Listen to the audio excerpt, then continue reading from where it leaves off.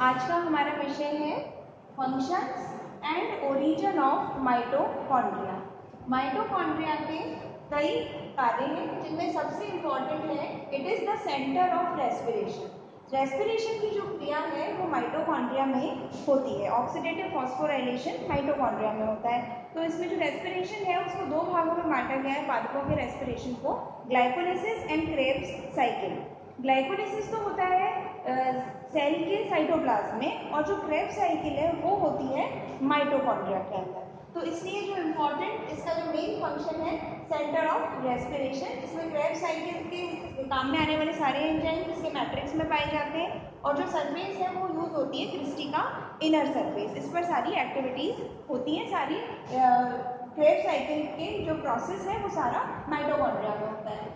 Next है इसकी proteolytic activity. Proteolytic activity का मतलब है कि जो कॉम्प्लेक्स ऑर्गेनिक मैटर है उसको वो सिंपल ऑर्गेनिक मैटर में कन्वर्ट कर देता है।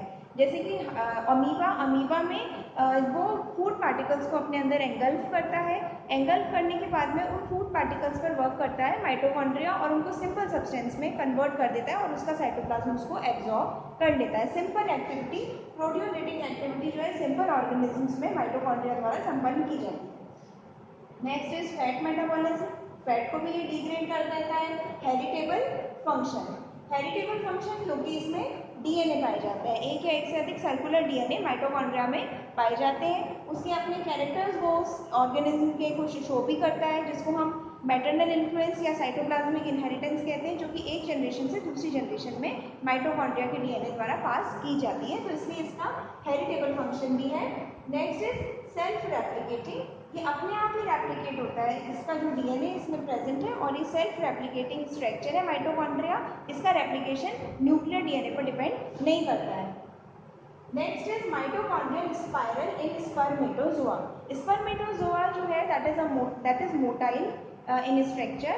इसमें एक्सियल फिलामेंट पाया जाता है जिसकी मदद से ये मूव करता है। इस एक्सियल फिलामेंट के चारों तरफ जो है माइटोकॉन्ड्रियल स्पाइरल प्रेजेंट होता है, और उसके मूवमेंट के लिए जो शक्ति है, जो एनर्जी है, वो माइटोकॉन्ड्रिया उसे प्रोवाइड करता है।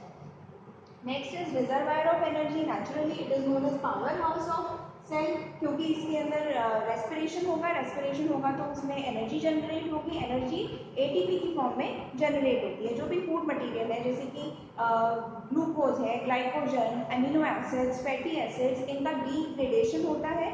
इन पर ये रेस्पिरेशन में ये सिंपल सब्सटेंसेस में कन्वर्ट होते हैं, और फाइनली कार्बन डाइऑक्साइड और वाटर रिलीज होता है श्वसन में, ऑक्सीजन यूज होती है, और एनर्जी का जनरेशन होता है। ये जो एनर्जी है वो एटीपी की फॉर्म में स्टोर हो जाती है, एडेनोसिन ट्राइफॉस्फेट की फॉर्म में स्टोर हो जाती है। तो इस तरीके से it is reservoir of energy, energy का रिजर्वायर है, और सेल को जहाँ भी एनर्जी की आवश्यकता है वहाँ पर वो एटीपी उसे वो एनर्जी प्रोवाइड करा देते हैं, और सारे फिजियोलॉजिकल फंक्शंस जो है वो एनर्जी की हेल्प से ही पॉसिबल है। तो इसका ये मेन फंक्शंस है माइटोकॉन्ड्रिया के। Next is origin of mitochondria. Mitochondria का ओरिजिन किस प्रकार से हुआ, किस प्रकार से उद्भव हुआ माइटोकॉन्ड्रिया, इसके लिए कई थ्योरीज हैं। पहली है विद प्लास्टिड्स। प्लास्टिड्स के समान ही ये भी इनकी उत्पत्ति हुई, लेकिन बाद में देखा गया कि इनकी उत्पत्ति एकदम पृथक है, प्लास्टिड्स के साथ इनका कोई संबंध नहीं है। उनका डेवलपमेंट ओरिजिन अलग हुआ है, उनका लाइन ऑफ ओरिजिन डिफरेंट है माइटोकॉन्ड्रिया का। Next is by birds. ये माना जाता है कि एंडोप्लाज्मिक रेटिकुलम से या न्यूक्लियर मेम्ब्रेन से छोटी छोटी बर्ड्स की फॉर्म में इनका डेवलपमेंट हुआ, और फिर ये साइज में इंक्रीज हो गए, इन्होंने अपना फंक्शन शुरू कर दिया। और इसका एक इसमें जो रेप्लिकेशन होता है वो सेप्टा फॉर्मेशन के माध्यम से या कंस्ट्रिक्शंस बन करके इसका रेप्लिकेशन होता है। थर्ड जो थ्योरी है दैट इज प्रोकैरियोटिक ओरिजिन। इनका ये माना गया कि इनका जो ओरिजिन है वो प्रोकैरियोट से हुआ है, बैक्टीरिया से हुआ है, क्योंकि बैक्टीरियल सेल और माइटोकॉन्ड्रिया इन दोनों में कई समानताएं पाई जाती हैं। जैसे कि जो बैक्टीरिया है, बैक्टीरियल मेम्ब्रेन, उसमें बहुत सारे इनर फोल्डिंग्स डेवलप हो जाती हैं जो कि मीजोसोम्स कहलाते हैं, और ये मीजोसोम्स पर सारे एंजाइम्स प्रेजेंट होते हैं जो कि रेस्पिरेटरी एंजाइम्स होते हैं। रेस्पिरेटरी एंजाइम सारे मीजोसोम्स पे प्रेजेंट होते हैं। उसको हम कंपेयर कर सकते हैं माइटोकॉन्ड्रिया की क्रिस्टी से। जो इनर मेम्ब्रेन है, इनर मेम्ब्रेन में जो इन फोल्डिंग्स डेवलप होगी they are known as cristae, और इन क्रिस्टी पर रेस्पिरेटरी एंजाइम्स प्रेजेंट होते हैं। जिस प्रकार से कि बैक्टीरियल सेल की जो इनर मेम्ब्रेन है उसमें मीजोसोम्स प्रेजेंट होते हैं, और मीजोसोम्स पर सारे रेस्पिरेटरी एंजाइम्स प्रेजेंट होते हैं। तो मीजोसोम्स को हम क्रिस्टी से कंपेयर कर सकते हैं, बैक्टीरियल मेम्ब्रेन को हम माइटोकॉन्ड्रिया की मेम्ब्रेन से भी कंपेयर कर सकते हैं। तो इस प्रकार से ये इनमें समानता पाई जाती है।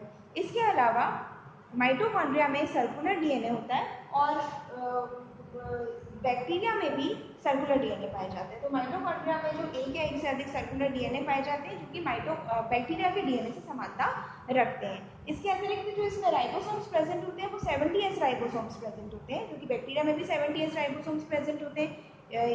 यूकैरियोटिक सेल में 80S राइबोसोम्स प्रेजेंट होते हैं, लेकिन इसमें और बैक्टीरिया में दोनों में 70S राइबोसोम्स जो है वो प्रेजेंट होते हैं। इसके अलावा जो प्रोटीन सिंथेसिस है, माइटोकॉन्ड्रिया में जो प्रोटीन सिंथेसिस होगा क्योंकि इसमें अपना डीएनए पाया जाएगा तो ये अपना प्रोटीन खुद सिंथेसिस, काफी प्रोटीन खुद सिंथेसिस कर लेता है। तो इसका जो प्रोटीन सिंथेसिस है और जो बैक्टीरिया में जो प्रोटीन सिंथेसिस होता है उसको क्लोरेमफेनिकॉल के माध्यम से इनहिबिट किया जा सकता है।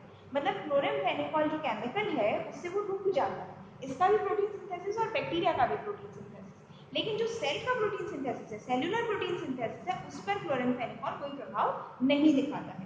तो इस प्रकार से बैक्टीरियल प्रोटीन सिंथेसिस और माइटोकॉन्ड्रियल प्रोटीन सिंथेसिस में भी समानता पाई जाती है। इसके अतिरिक्त जो ये माइटोकॉन्ड्रिया है अपना काफी राइबोसोम्स प्रोटीन से खुद सिंथेसिस कर लेता है। पार्शियली ये साइटोप्लाज्मिक डीएनए पर डिपेंडेंट होता है, लेकिन मैक्सिमम ये अपना खुद सिंथेसिस कर लेता है, जिस प्रकार से कि बैक्टीरिया अपना प्रोटीन सिंथेसिस स्वयं करता है। तो ऐसा माना जाता है कि ये एक बैक्टीरियल सेल है।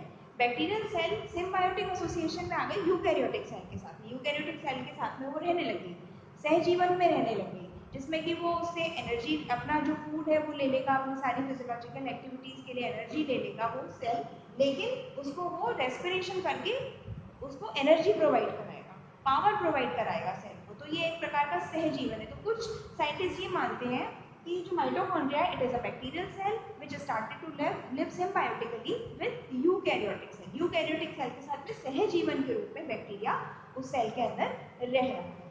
Thank you.